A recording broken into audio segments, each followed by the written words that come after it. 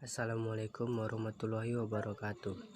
Saya Ridho Wardana ingin mempresentasikan hasil proposal banding dengan teman saya yang bernama Andina Paramita. Proposal Andina Paramita yang berjudul Pengaruh Biaya Pemasaran Terhadap Penjualan pada Marelan Dimsum. Pertama, pendahuluan. Pendahuluan terdapat dalam latar belakang. Yang pertama, latar belakang. Di dalam latar belakang terbagi menjadi aktualitas masalah. Aktualitas masalah dalam proposal Andina yaitu sering terjadi bahwa biaya pemasaran sangat berpengaruh terhadap perkenalannya suatu usaha atau banding produk perusahaan tersebut. Semakin banyak promosi yang dilakukan bisnis tersebut semakin berkembang dan terkenal, maka untuk itu biaya pemasaran mempunyai peran penting dalam meningkatkan penjualan pada dimsum Marelan. Yang kedua, kelengkapan data.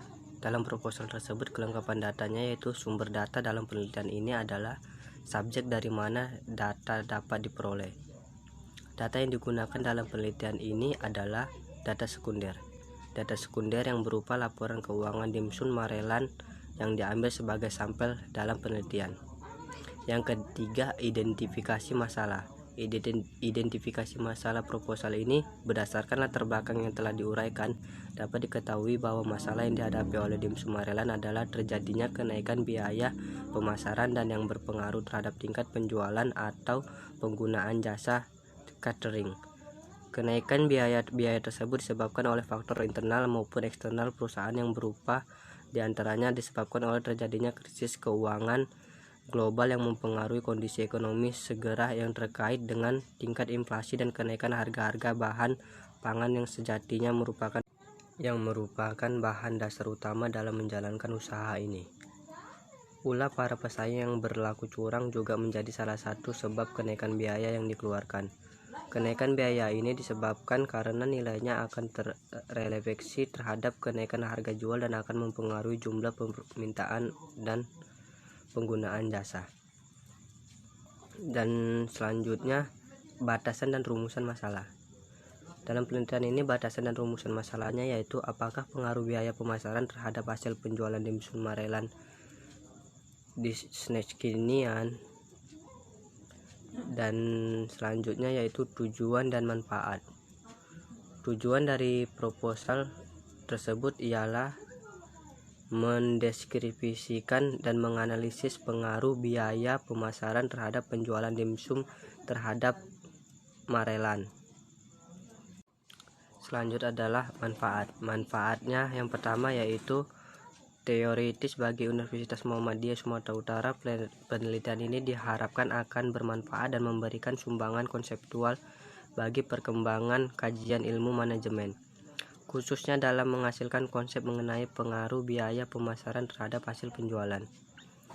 Dan yang kedua, manfaat praktis bagi dimsum Marelan kekinian sebagai evaluasi terhadap kebijakan penjualan yang selama ini diterapkan dan sebagai implikasi lebih lanjut dalam memberikan informasi mengenai pengaruh biaya pemasaran guna menciptakan peningkatan hasil penjualan. Bab 2, mengenai teori dan hipotesis. Yang pertama yaitu teori penjualan. Dalam penelitian ini, teori penjualan terdapat berbagai macam jenis. Yang pertama, jenis-jenis penjualan. Jenis penjualan dibagi menjadi beberapa tahap. Yang pertama, trade selling, yaitu kondisi yang terjadi apabila produser dan pedagang besar memberikan keleluasan kepada pengecer untuk berusaha memperbaiki distributor produk-produk mereka. Yang kedua, missionary selling, yaitu peningkatan penjualan dilakukan dengan mendorong pembeli untuk membeli barang-barang dan penyalur. Yang ketiga, technical selling, yaitu peningkatan penjualan dengan pemberian saran dan nasihat pada pembeli akhir dan barang dan jasanya. Yang keempat adalah negotiating selling, yaitu berusaha membuka transaksi baru dengan menambah calon pembeli menjadi pemborong. Selanjutnya yang kelima, responsive selling, yaitu jenis penjualan seperti ini tidak akan menciptakan penjualan yang terlalu besar meskipun layanan yang baik dan hubungan pelanggan yang menyenangkan dapat menjenis pada pembelian barang. Yang kedua, tahap dalam penjualan. Tahap dalam penjualan dibagi beberapa tahap. Yang pertama, prospecting. Prospecting yaitu merupakan orang yang mempunyai kemampuan untuk membeli yang telah menunjukkan rasa tertarik pada produk atau jasa yang ditawarkan. Selanjutnya, perencanaan prapenjualan. Elemen perencanaan prapenjualan meliputi faktor-faktor objek penjualan, profil konsumen, dan manfaat bagi konsumen. Selanjutnya yang ketiga, presentasi penjualan. Presentasi penjualan, setiap kunjungan penjualan merupakan presentasi yang menguraikan penjelasan tentang fungsi dan produk manfaat.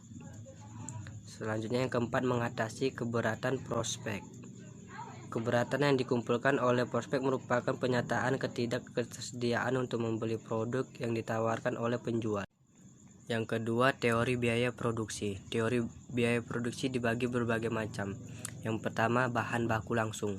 Bahan baku langsung pada penelitian ini pada dimsum Marelan, yang termasuk dalam biaya bahan baku langsung adalah pembelian bahan baku makanan sebagai bahan utama masakan, pembelian bumbu-bumbu dan bahan-bahan penolong lain seperti minyak goreng dan lainnya. Yang kedua, tenaga kerja langsung. Pada dimsum Marelan, yang tergolong dalam tenaga kerja langsung adalah upah koki, supervisor, dan tenaga partimer. Yang ketiga, biaya overhead. Yang termasuk biaya overhead pada dimsum Marelan adalah biaya telepon, biaya air, biaya listrik, biaya pajak, sewa, asuransi, dan penyusutan. Yang ketiga, teori biaya pemasaran. Teori biaya pemasaran dibagi berbagai macam jenis. Yang pertama, penggolongan biaya pemasaran. Pada dimsum Marelan, yang termasuk dalam biaya pemasaran adalah biaya promosi, pergudangan, gaji, upah, biaya angkut, dan biaya penjualan lainnya. Yang kedua, karakteristik biaya pemasaran. Termasuk biaya karakteristik biaya pemasaran yaitu 1. Banyak ragam kegiatan pemasaran ditempuh oleh perusahaan dalam memasarkan produknya sehingga perusahaan yang sejenisnya produknya belum tentu menempuh cara pemasaran yang sama. Yang kedua, kegiatan pemasaran seringkali mengalami perubahan sesuai dengan tuntutan perubahan kondisi pasar. Yang ketiga, kegiatan pemasaran terhadap dengan konsumen yang merupakan variabel yang tidak dapat dikendalikan oleh perusahaan. Selanjutnya, prinsip penggajian pada proposal tersebut. Yang pertama adalah tingkat pembayaran dapat diberikan tinggi, rata-rata atau rendah bergantung pada kondisi perusahaan, yang artinya tingkat pembayaran jasa karyawan bergantung pada perusahaan dalam melakukan kegiatan produksi. Selanjutnya, struktur pembayaran berhubungan dengan rata-rata bayaran, tingkat pembayaran, dan klasifikasi jabatan pada perusahaan. Selanjutnya, penentuan bayaran individu perlu didasarkan pada rata-rata tingkat bayaran, tingkat pendidikan, masa kerja, dan prestasi kerja karyawan. Yang terakhir, kontrol pembayaran merupakan pengendalian secara langsung dan tidak langsung dari biaya kerja. Pengendalian biaya merupakan faktor utama dalam administrasi kerja, gaji. Adapun tugas mengontrol pembayaran terdiri dari mengembangkan standar kompensasi yang bertentangan dengan standar yang tetap dan meluruskan perubahan-perubahan standar pembayaran gaji. Selanjutnya, bab 3, metode penelitian. Metode penelitian yang pertama adalah populasi. Populasi yang terjadi dalam proposal ini yaitu keseluruhan subjek penelitian. Didefinisikan populasi secara lebih rinci, yaitu adalah wilayah generasi yang terdiri dari objek-subjek yang mempunyai kualitas dan karakteristik tertentu yang ditetapkan oleh penelitian untuk dipelajari dan kemudian ditarik kesimpulan. Yang selanjutnya, variabel penelitian. Variabel penelitian yang terdapat dalam proposal ini yaitu penelitian yang merupakan suatu atribut dari sekelompok objek yang diteliti mempunyai variasi antara satu dengan yang lainnya dalam kelompok tersebut. Variabel penelitian ini merupakan objek penelitian atau apa yang menjadi titik perhatian suatu penelitian. Dalam penelitian ini terdapat variabel yang digunakan yaitu variabel terikat dan bebas. Yang kedua adalah sumber data. Sumber data dalam penelitian ini adalah subjek dari mana data dapat diperoleh. Data yang digunakan dalam penelitian ini adalah data sekunder. Selanjutnya, metode pengumpulan data. Metode pengumpulan data ini merupakan yang dapat berbagai informasi dalam penelitian yang nantinya digunakan dalam pengukuran variabel. Selanjutnya, Metode pengumpulan data dapat dibagi berbagai macam jenis, yaitu melalui metode wawancara.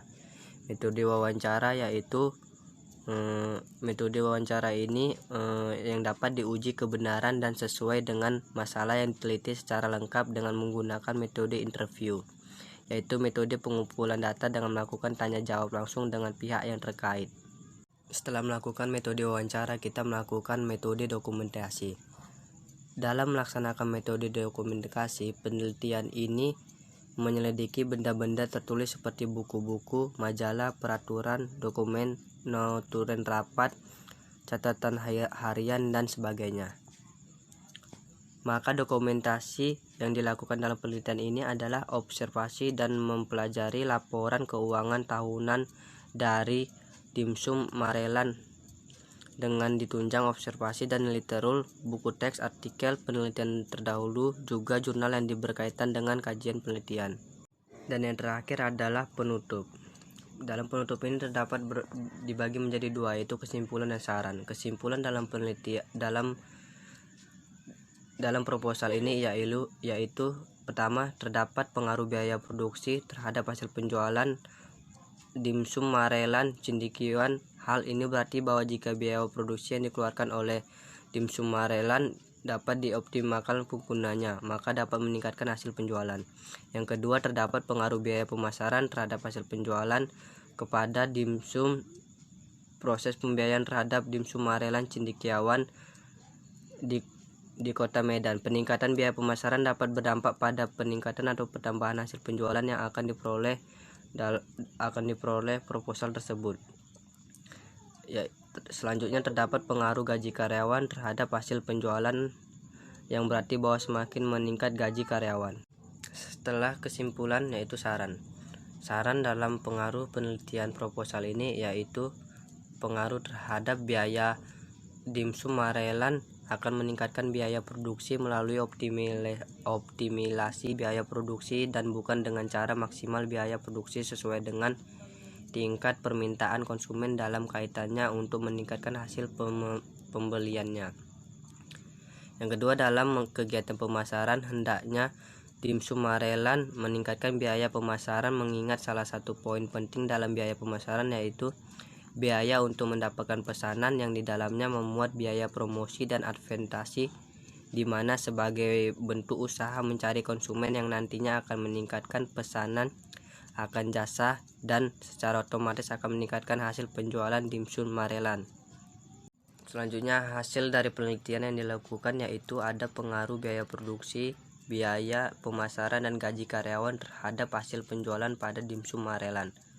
Diharapkan bagi penelitian selanjutnya yang akan meneliti kasus yang serupa dapat meneliti lebih lanjut pada objek yang berbeda dan menambahkan variabel bebas lainnya seperti biaya pemeliharaan konsumen, biaya sosial, besarnya kredit usaha, dan biaya lainnya yang mempengaruhi hasil penjualan.